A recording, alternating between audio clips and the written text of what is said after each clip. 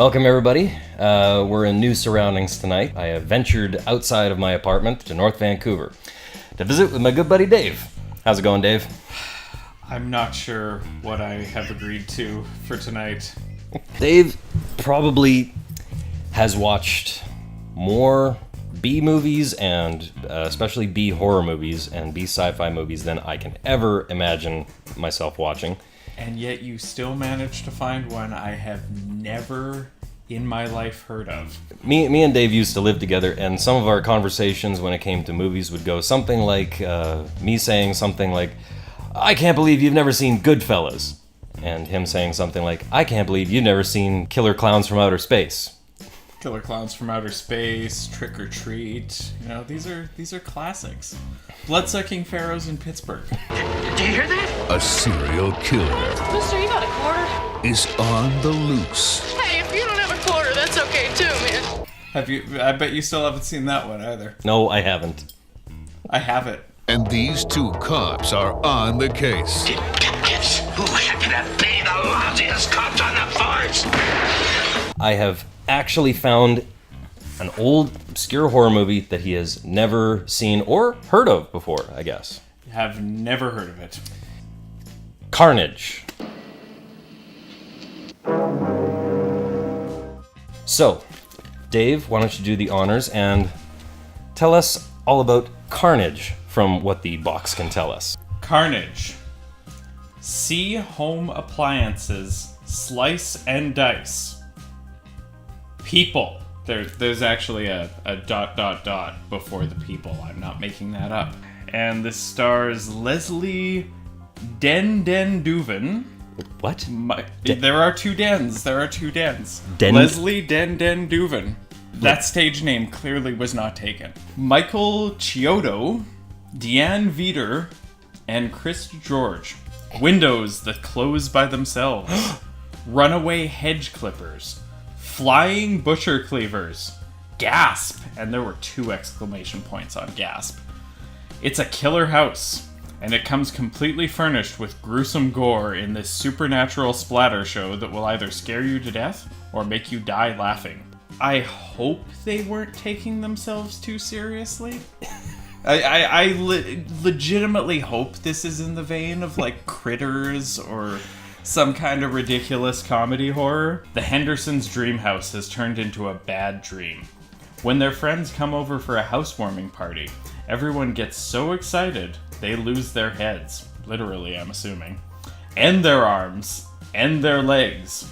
For the Henderson house is possessed by a hatchet-happy, bloodthirsty power that has arranged some horrific hospitality to make its guests feel decidedly unwelcome. Invite Carnage into your home. You'll scream with laughter. Okay, so the packaging thinks this is a comedy horror. Apparently, we have just 2 photos and one. Well, it's a guy getting impaled by something. I can't really tell what that is. It's some kind of spear or spike or something. Or croquet mallet, for all you can see in that picture. And the other photo looks like a bride. Strangling someone. For some reason. Which is also not a household appliance. So this is a movie about a possessed house, I guess. Whether it's, I guess it still remains to be seen whether it's demon, alien, ghost. I suppose like it could be like a witch's evil spell or an ancient curse. Could be an ancient curse. Could have been built out of cursed trees for all we know. Could be the poltergeist thing where it's built on an ancient burial ground or on some kind of sacred site. All right, well, I guess there's nothing left for us to do but pop this into the old VCR machine and see what kind of journey we're in for. See if I can kill enough brain cells to make it through this movie. We'll see you on the other side.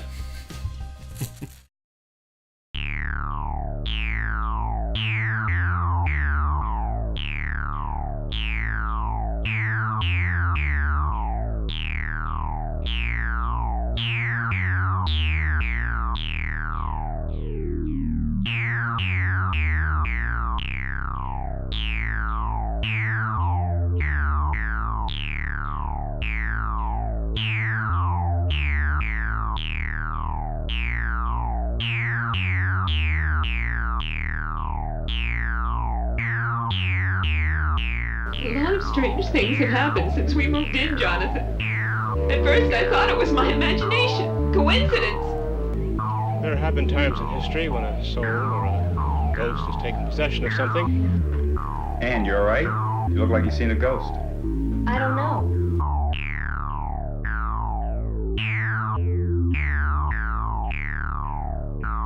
Why me?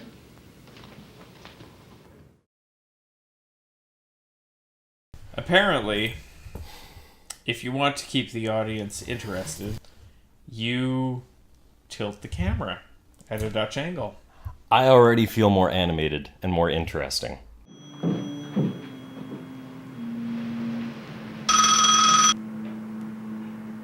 We watched a movie called Carnage. It has something to do with the house. I just feel it.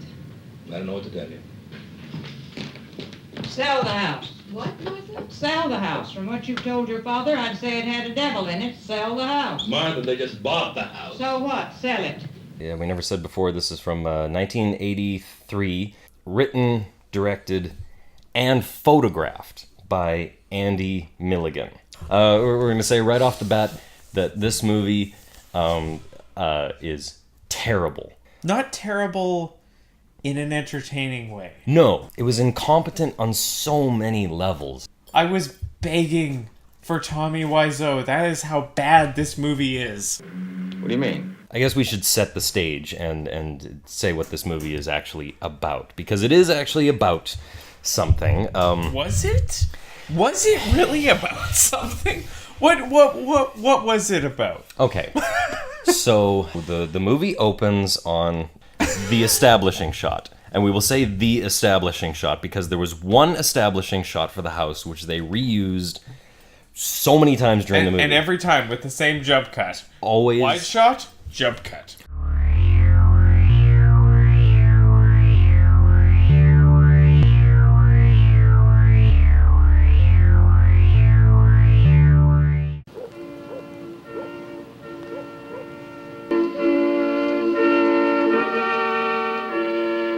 Young couple, they're dressed as a bride and groom. The man takes a gun and shoots his bride in the head and then shoots himself in the head. And that's scene one. At that point, I was under the impression, because going in, we knew that the house was supposed to be haunted. I thought that the house was making these people kill themselves. As we find out, that's not the case. But that was the assumption I was working under. We flash to 3 years later. Now, did we flash to 3 years later? Or did we actually live that 3 years? Because I'm not entirely sure right now. New couple, freshly married new couple is buying the house. Finally, ours at last. I forgot something. What? There we go. Get the door. Dun-dun-dun-dun-dun. There's Mustache Man, Mario, his wife, Blondie. And they start noticing strange things happening. They set the teacups down and they go to another room and they come back and the teacups have moved. Little things like that. The candlesticks moving on the piano. The couple never got freaked out at first. Not at first. Oh, it must have moved on its own. Oh well, let's have sex in the dark. When the couple goes to sleep, you very slowly go through the house, very slowly, through every room in the house, down to the kitchen, where we see the knob on the gas turn. And so the gas is turned on, and then it actually closes the windows. I liked that touch, that the house would actually close the windows so that it could gas these people to death.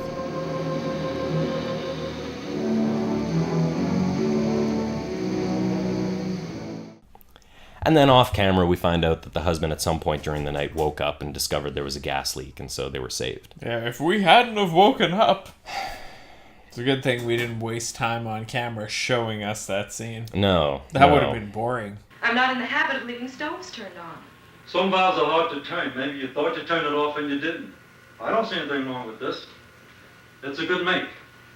A lot of padding in this movie. A lot of, walking the handyman out to his vehicle. Oh, walking and the then handyman. walking back.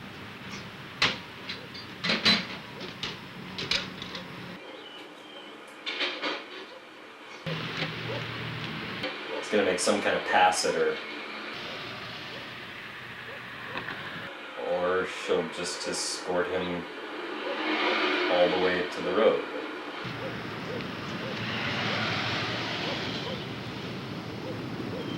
If nothing happens to him, this is gonna be a goddamn useless shot. Why did we need to see all of this? That's But just- nothing of them waking up and realizing the gas was filling the house. And then the husband leaving for work, and the wife walking him all the way to the car, and then back up to the house. Oh, Jesus Christ. Walk him all the way. Make sure you walk him all the way to your car. Yeah, oh, yeah, you are. Oh, Jesus. It's like the opposite of what a movie should be. Normally it's like a highlight reel of the exciting things that happen. You trim high off drama. You trim off all the fat. This is all fat. So that happens. The house almost tries to kill them, but after the house fails at killing them, it seems like the house is just pretty much content to just annoy them from that point on for the next half an hour. I better write that down. Hold on. The wife wants to write a note on a piece of paper, so the house hides the piece of paper that she was going to write on. Damn. These are ghosts that would hide the remote under the couch cushion. I'm going to do some hedge trimming or something, so I'm going to put the hedge trimmers down here. Not with Dick House around. Take your hedge clippers away. I thought it was going to actually, try to kill her with the hedge clippers, but no, nothing that dramatic at first. While this is all going on, we cut to a scene that seemed like it was from a different movie. Oh, the soap opera scene. Yeah, the soap opera scene. Where did that come from? Just because you and Walter had a little tiff, that's no reason to spoil Carol's housewarming. You'll go, and you'll go with a smile on your face. Hungry? No. Now, you picked at your dinner last night. You have to have something. You're eating for two, you know. It was like the director had written scenes for the stage play that he couldn't get produced. Oh, God, I'm too young to be a mother, and now I'm going to be a grandmother. Whatever will I tell my boyfriend? You mean Carlos? Who? Carlos, that Latin waiter you picked up in the oak room. I didn't pick him up. He picked me up, and he wasn't a waiter. He was a maitre d'. Like he had written some kind of emotional family drama about a woman who gets pregnant and is estranged from her husband, and she's staying with her mom to help her through, and her mom is a psychiatrist. I just can't tell him, Mother. I'm afraid he'll think I'm trying to trap him. What do you mean, trap? My God, girl, you've been married for 3 years. And it's beginning to wear. We're given this good 5-minute scene of rapid fire dialogue between them. That never goes anywhere. No, there's no payoff. Never addressed again. You've got a good man there, and where are you going? Somewhere else. Anywhere else.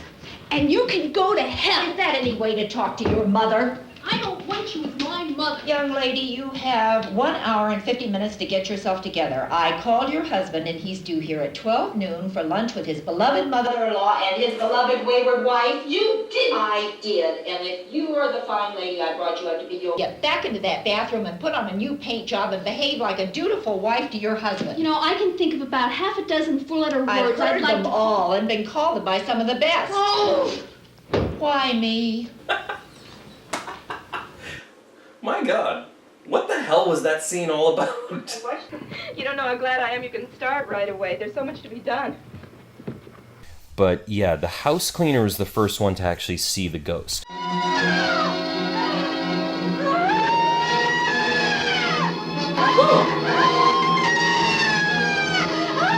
I actually found the appearances of the ghost very startling, just because of the way it was shot.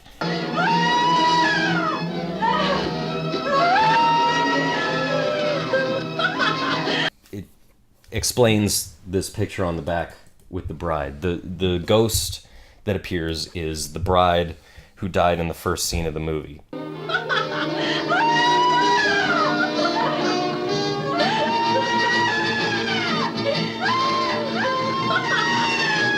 Mrs. Novak! Rose! Rose! Rose! The door is clearly open.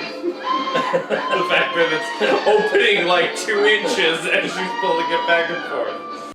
Tries to strangle her, but doesn't actually end up strangling her just kind of freaks her out a little bit to the point where she's left catatonic. The doctor, ace doctor that they have, says, "Well, there's nothing much we can do but hope and pray she comes out of this." You'll call us if there's any change, Dr. Marcus. Of course. The housekeeper, she hears the voice of the ghost in her head. She rises from her catatonic state, walks like in a sort of sleepwalking state into the bathroom, and then grabs a straight razor and slits her throat. That scene could have been genuinely creepy. It was creepy up until a point. Her facial expression was really good. She had the wide eyes, she had the creepy grin on her face, but the payoff was such a disappointment. Go! Get out! My house! Go! Oh, that was so bad. It was a shame. It was a shame, because if any scene could have had a payoff, that was it, and they blew it.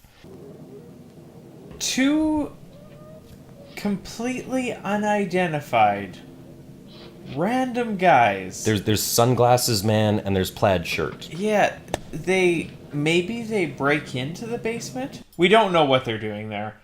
We don't know why they're there. They sneak into the basement. Oh, first Sunglasses takes a good 5 minutes to scout out the house from the outside, and the camera follows him through all of it. Checking every window, checking every entrance. And then he calls Plaid Shirt in, and then they go into the house through the basement to break in. And then they meet the ghost.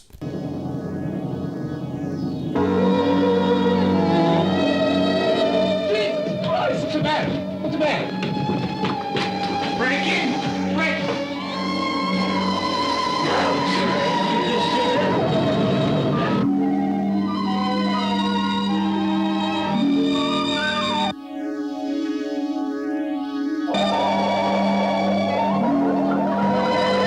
Sunglasses, he gets his hand chopped off by an axe.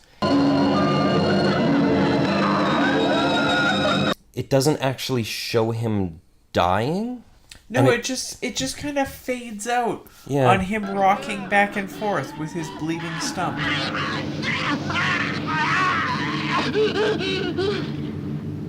But we never see him again.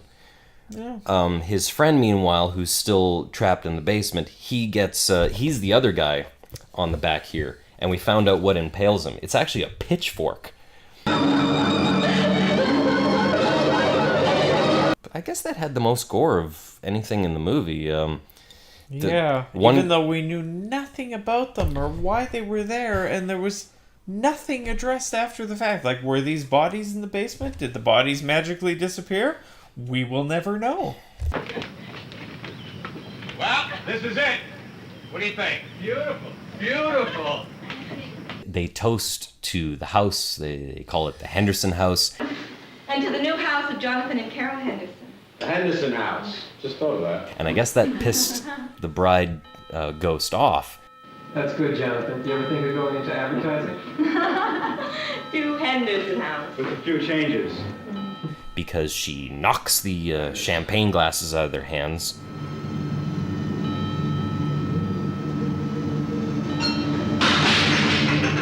And there's glass all over the floor. They clean up the glass. And one of their friends takes the dustpan full of broken glass up the stairs, and then Dickhead House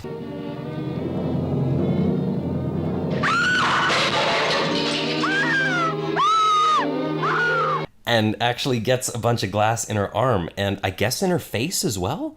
Sorry, Jonathan. That's all right. Look the other way now. This is gonna hurt. Oh, easy. Okay. All right. We never see that because they were too cheap on the effects. But we do see them pulling pieces of glass out of her skin, and that's when we actually do see some spurting blood. The one spurting blood effect. You see someone pull a piece of glass out of an arm, and blood just spurting. One more. Hold her hand. And clearly no one studied first aid of any kind, because they just let that blood spurt. That's when Guido guy there puts on his accordion music and runs himself a bath.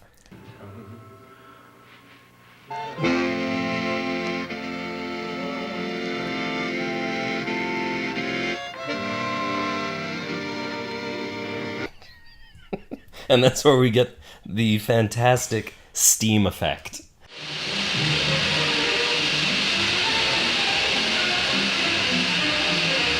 Amateur filmmakers, take a lesson from Mr. Andy Milligan. If you want to simulate a steamy bathtub full of hot water, use a smoke machine. More smoke. Like, unless this guy is smoking a bong in the bathtub, this makes no sense. His partner is brushing her hair in the mirror, and the ghost appears in the mirror, and it freaks her out.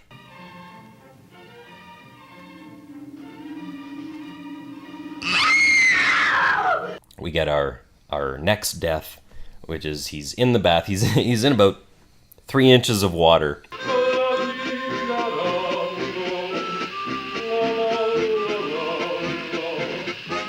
Because that's what we want to see.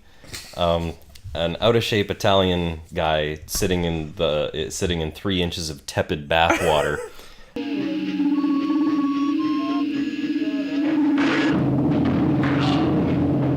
So he gets killed, and then I think that's when we hard cut from his death straight to his funeral. A man whose life was cut short by an unfortunate accident.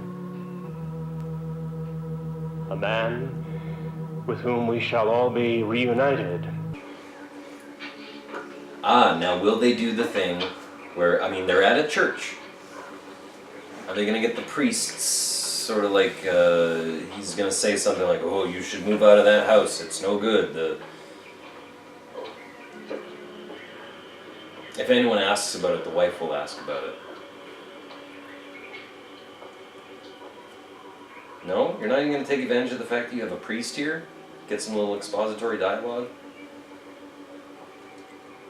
We can't further the storyline too quickly. That's what you were expecting. And they took it in a completely different direction. So you're saying that Andy Milligan subverted my expectations? Exactly.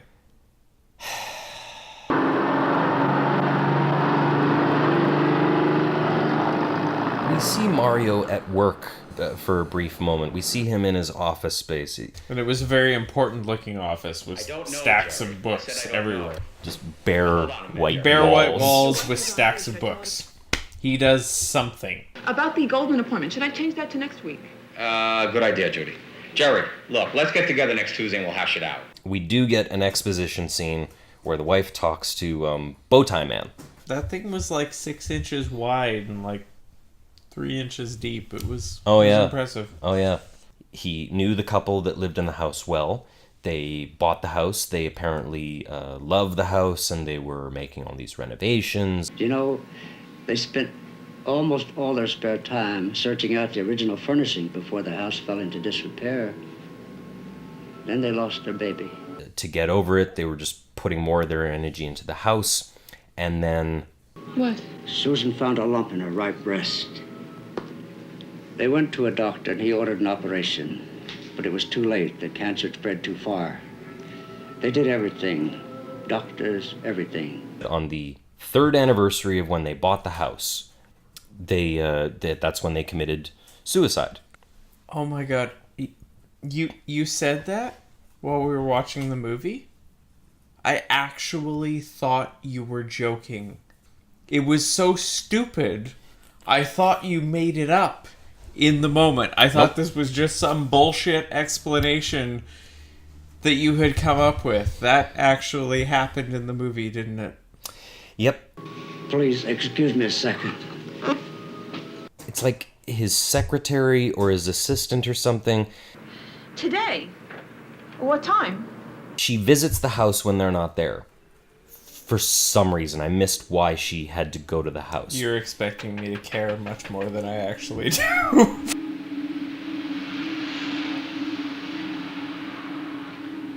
Then it cuts to an axe. And it doesn't move at first. It cuts to it twice and it doesn't move. Third time it cuts to it, it moves a little bit. And then next time you see it, it moves up the banister. It's very slowly getting closer and closer to this woman. And then just as she's going to turn away and leave the house,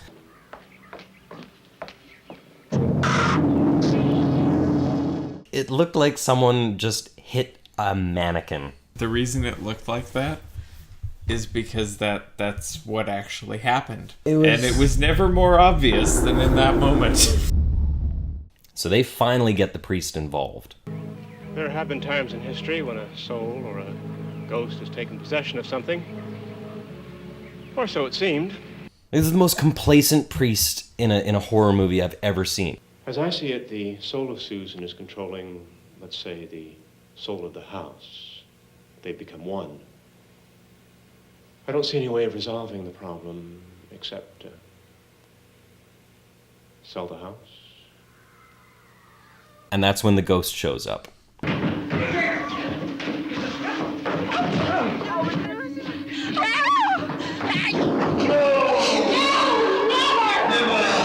This is where we not only see the ghost bride, but the ghost groom.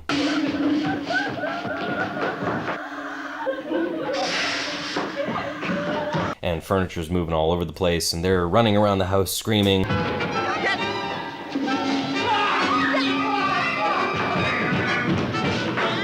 The door opens for them. Oh boy. And then just as they're out the door, Okay, hurry up.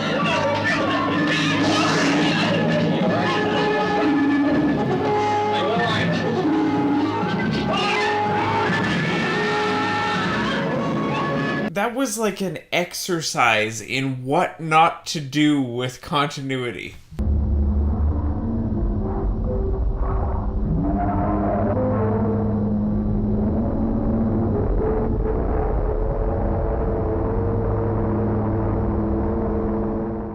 So here we come to it. Big climax.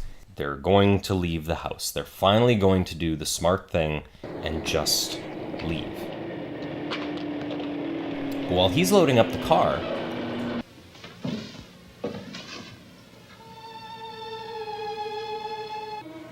I'm sorry. the whole way along, the ghost is saying, "Get out, get out."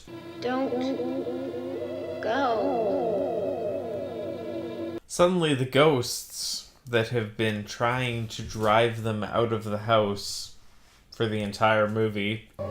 We will leave you alone. Please stay in my house. Please keep it exactly as it is. Because all of this was to lure you so that you would stay. I'm sorry. And that was the last we saw. He goes back into the house, and he finds... Carol!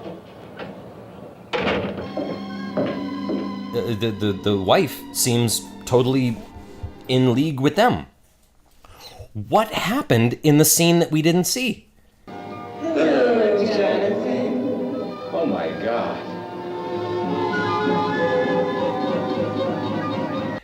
Maybe they killed her. Maybe random plot device they don't feel the need to share with us.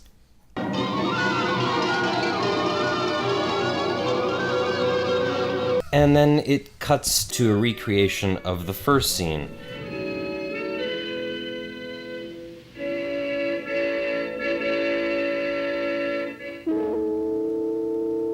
He raises the gun, and then it cuts away to the phonograph, and you hear a gunshot. And then it fucking ends.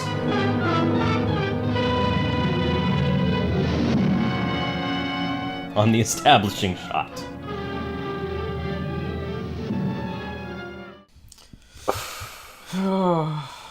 So, that was Carnage. I guess I don't need to ask if you would recommend this movie to anybody. If you see this movie, run. Run as fast as you can. in the other direction and never, ever look back. Like we said before, it's badly shot, it's badly edited. You'd have the last frame of a shot and it would hold for so long to the point where you would almost expect something to happen. But nothing ever did. Nothing ever happened.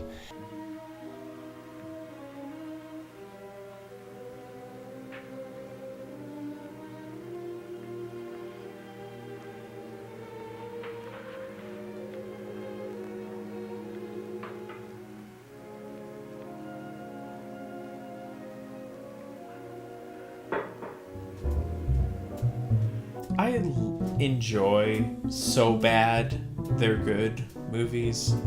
This is just bad. It's even bad at being so bad it's good.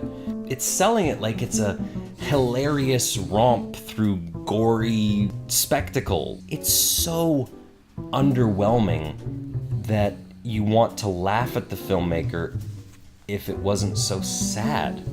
The parts with the bride appearing to people in the basement, I did find that a bit creepy. It was the abruptness of the edits. You know, it surprised me like that, but it didn't follow through. There was no gore to hammer it home. There was no gore to push it to that extra place. Yeah, I wouldn't recommend this either. If you're curious, I suppose you can look it up. I have no idea where you would find this. Don't look for it. What do you mean? Well, that was Movie Night with Bernie and Dave. Thanks for putting me up in these spacious accommodations for tonight. It's nice to get out of the apartment once in a while. It was a therapeutic misadventure. We wanted to see a horror movie that was so obscure that we'd never heard of it before, and now we wished that we'd never heard of it. The lesson here is I'm picking the movie next time. Look behind you towards that corner. Don't be obvious. But when the bad guys turn out to be bad girls, and the killer starts working overtime, can these cops save Pittsburgh before it's too late? Shut up! It's only Sweeney's wife.